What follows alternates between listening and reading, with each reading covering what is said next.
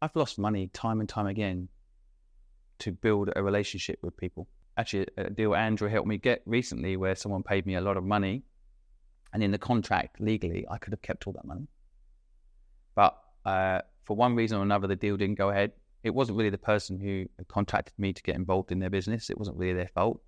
There was a lot of hurdles to go through, and they didn't manage to get through all the hurdles. But legally on the contract, I could have kept all the money. And it was a large amount of money. But the right thing to do was to give them their money back, because they tried to do everything right. The legal contract said I could keep it. And so by giving back that money, yes, I lose a lot initially, but I then make a friend with someone who knows they can trust me. And I've done that for 30 years. And what I've noticed over the years is some people have screwed me personally, stole clients, stole business, stole whatever. They haven't done very well in the long term. They've got something in that moment from me, but they long-term reputation is everything. Now, I am popular on social media now, which means I've got a public persona. People know me in the public domain. But my biggest achievement, I think, is actually having a relationship with the business community. Like in Hong Kong, for example, where I lived for 20 years, you would never find anyone in that market that I've ever screwed. Anyone that would ever say I've done anything wrong. Now, they might laugh at some of my advertising campaigns or laugh at some of my personal anecdotes. They might not agree with all my opinions about everything, but they'll never, ever say that I screwed anyone, did anything bad, stole anything, did anything to shortcut. I worked hard for everybody that ever hired me.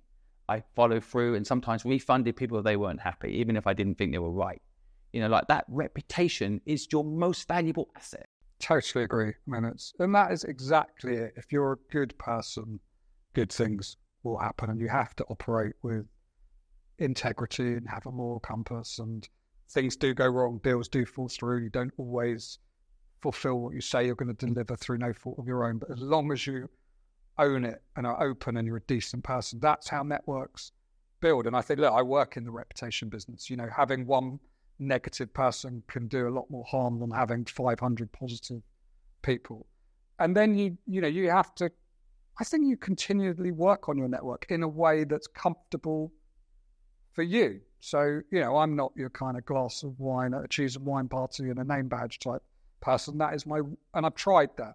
And I end up sitting in a corner on my phone because I'm so shy to but, put me on LinkedIn or, over emails or doing a podcast or whatever it might be, the way to build connections with like-minded people, then I'm in my comfort zone, and that's how I do it. And, I wouldn't go as far as to say I'll have a coffee with every single person that asks me to have a coffee, because I'll never get any work done.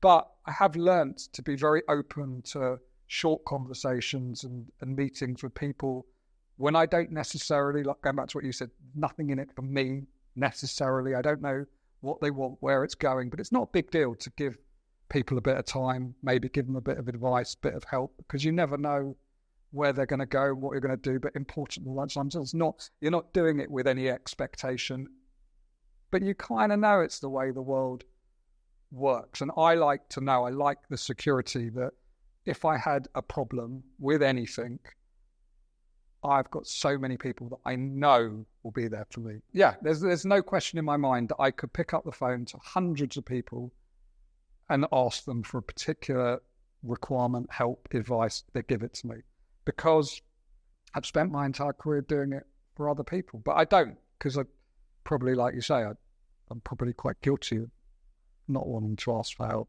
But the network side of it, the other flip side of the network piece, I always advise people, be careful who you let into your ecosystem in life, right? Like, I've worked with Andrew now 5 years. I've never met anybody that says anything bad about him.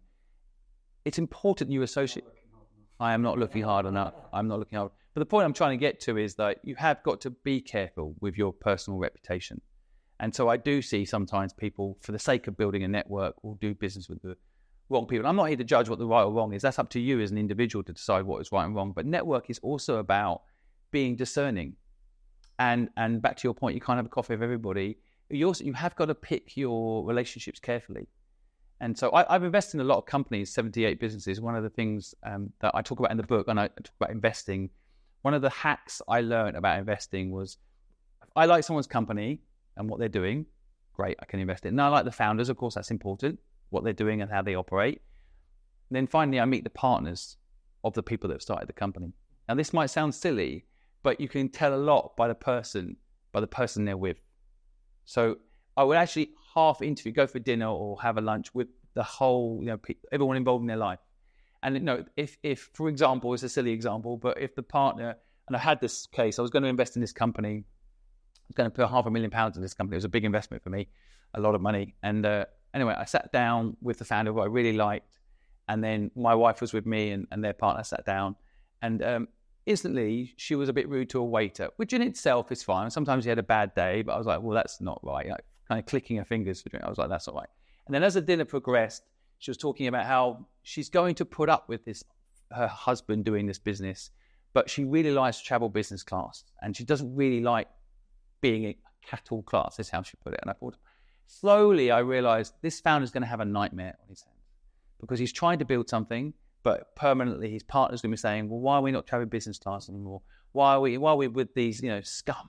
And I could just tell that person was going to cause a lot of problems for the other person.